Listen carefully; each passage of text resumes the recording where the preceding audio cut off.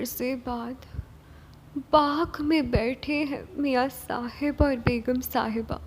बहुत देर बाद आज मिल बैठने का इत्तेफाक हुआ है।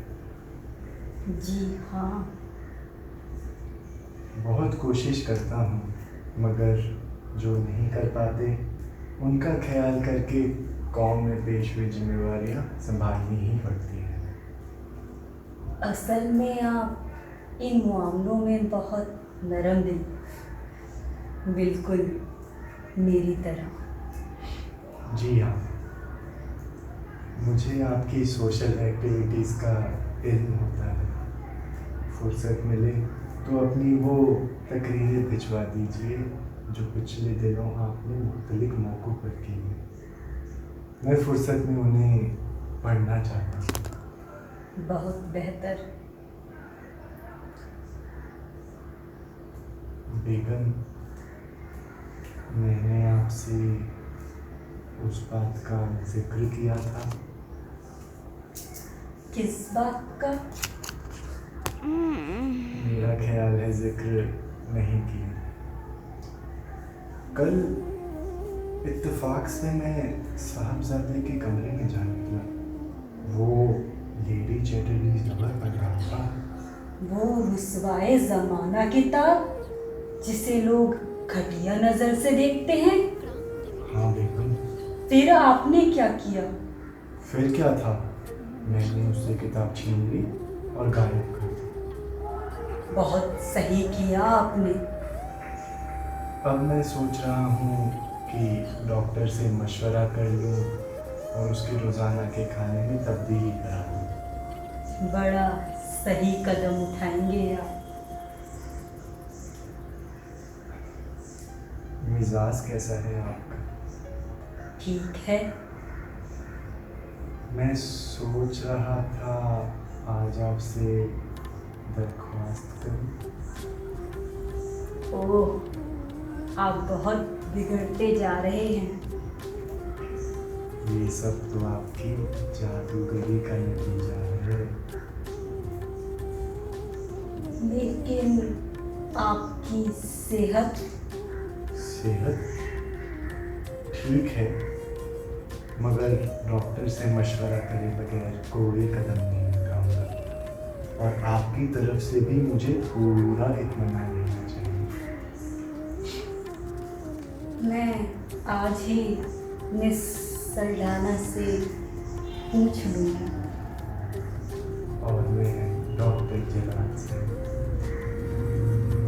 कायदे के मुताबिक ऐसा ही होना चाहिए। और अगर डॉक्टर जलाल ने इजाज़त दे दी तो? अगर मिस सल्डाना ने इजाज़त दे दी तो मतलब सही से लपेट लीजिए, बाहर बहुत सर्दी है। हाँ बेटा, शुक्रिया। मियाँ जी और बेगम साहिबा के जाने के बाद डॉक्टर जलाल और मिस सल्डाना में बातचीत शुरू होती है। Hello doctor. हेलो डॉक्टर जलाल। तो आपने इजाज़त दे दी? जी हाँ, और आपने? मन तो नहीं कर रहा था पर फिर दे दी। अच्छा, पर हालांकि शरारत के तौर पर मैं भी चाहती थी कि इजाज़त ना दूँ। वो भी पूरे 1 बरस के बाद। हाँ, पूरे 1 साल के बाद वो मेरी उंगलियों के नीचे उसकी नब्ज़ तेज़ हो गई जब मैंने उसको इजाज़त दी। उसकी भी यही कैफियत थी। उसने मुझे डरते हुए कहा, डॉक्टर ऐसा मालूम होता है जैसे मेरा दिल कमज़ोर हो गया है, आप मेरा कार्डियोग्राम ले लीजिए। उसने भी मुझसे यही कहा। मैंने उसको टीका लगा दिया। मैंने भी, सिर्फ सादे पानी का। सारा पानी बेहतरीन चीज़ है। जलाल अगर इंस्पेक्टर की शौहर होते तो, और आप अगर उस मियाँ की बीवी होती तो? मेरा तो कैरेक्टर ही खराब हो गया होता। मेरा तो जनाजा हो गया होता। अरे पर तब भी सब तुम्हारे कैरेक्टर की खराबी नहीं कहलाती ना। हम आज भी जब भी सोसाइटी जाते हैं उन उल्लुओं को देखने तो करेक्टर हमारा खराब ही होता है। आज बहुत ज़्यादा। पर मुसीबत की बात यह कि वो लोग ये लंबे लंबे अरसों के बाद बात करते हैं।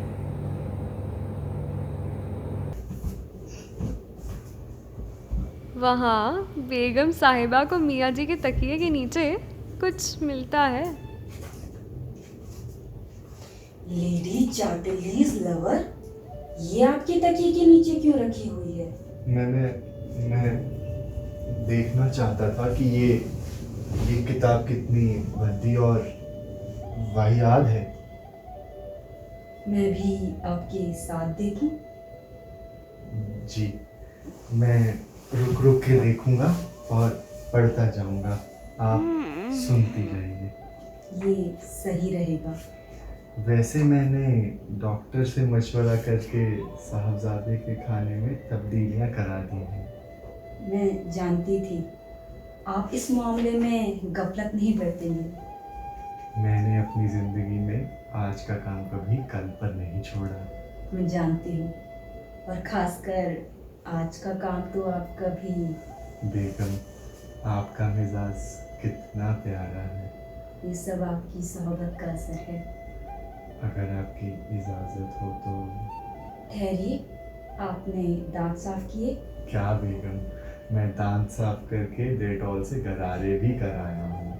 मैं भी। असल में हम एक दूसरे के लिए ही बनाए गए हैं। इसमें क्या शक है? मैं रुक रुक के ये बेहुदा किताब पढ़नी शुरू करूँ? जी। ठहरिए, ज़रा मेरी नब्ज़ तो देखिए। कुछ तेज चल रही है। और मेरी? आपकी भी तेज चल रही है।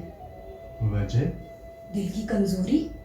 हाँ, यह वजह हो सकती है, मगर डॉक्टर जलाल ने तो कहा था कि कोई खास बात नहीं। मिस सल्ढाना ने भी यही कहा था। अच्छी तरह से टेस्ट करके इजाज़त दी थी ना? अच्छी तरह से इम्तिहान करके ही इजाज़त दी थी। तो मेरा ख्याल है कि कोई हर्ज नहीं। आप बेहतर समझते हैं, लेकिन ऐसा ना हो आपकी सेहत। और आपकी सेहत भी। अच्छी तरह सोच समझ कर ही कदम उठाना चाहिए। मिस सल्ढाना ने उसका तो बंदोबस्त कर दिया है ना? किसका? ओ हाँ, उसका इंतज़ाम तो उसने कर ही दिया है। यानी उस तरफ से भी पूरा इत्मीनान है। जी हाँ। ज़रा अब नब्ज़ देखिए। अब तो ठीक चल रही है। और मेरी? आपकी भी नॉर्मल है। ज़रा इस घटिया किताब का एक पन्ना तो पढ़िए। जी।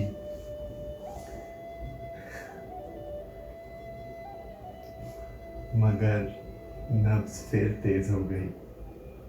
मेरी भी। सुनिए, जो नौकरों से वो सामान चाहिए था वो रखवा दिया आपने कमरे में? जी हाँ, सारी चीज़ें मौजूद हैं। बेगम, आपको तकलीफ ना हो तो मेरा टेम्परेचर ले लीजिए। क्या आप तकलीफ नहीं कर सकते? स्टॉप वॉच मौजूद है, नफ्स की रफ्तार भी देख लीजिएगा। हाँ, यह भी नोट होनी चाहिए। सिमलिंग सॉल्ट कहाँ है? वही होगा दूसरी चीज़ों के साथ। जी हाँ, रखा है तिपाई पर। बेगम, मेरा ख्याल है कमरे का टेम्परेचर थोड़ा बढ़ा देना चाहिए। मेरा भी यही ख्याल है।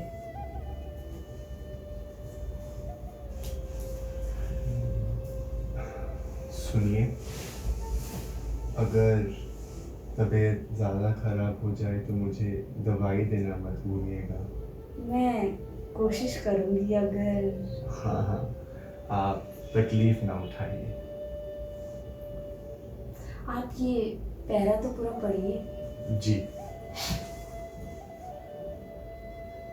जी। या अल्लाह, ये आपको छींक क्यों आई?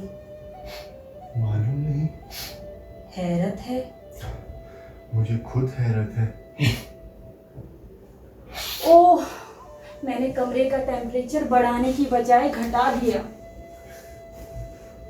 मैं माफ़ी चाहती हूँ। यह तो अच्छा हुआ कि छींक आ गई और वक्त रहते पता भी चल गया। मुझे बहुत अफसोस है। कोई बात नहीं, 12 कतरे ब्रांडी इसकी कमी पूरी कर देंगे।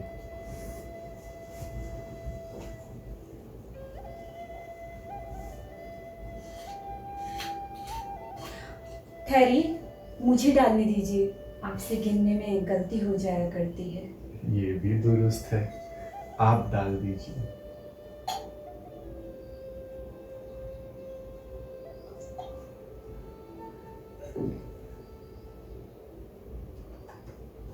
आहिस्ता आहिस्ता पीजिए।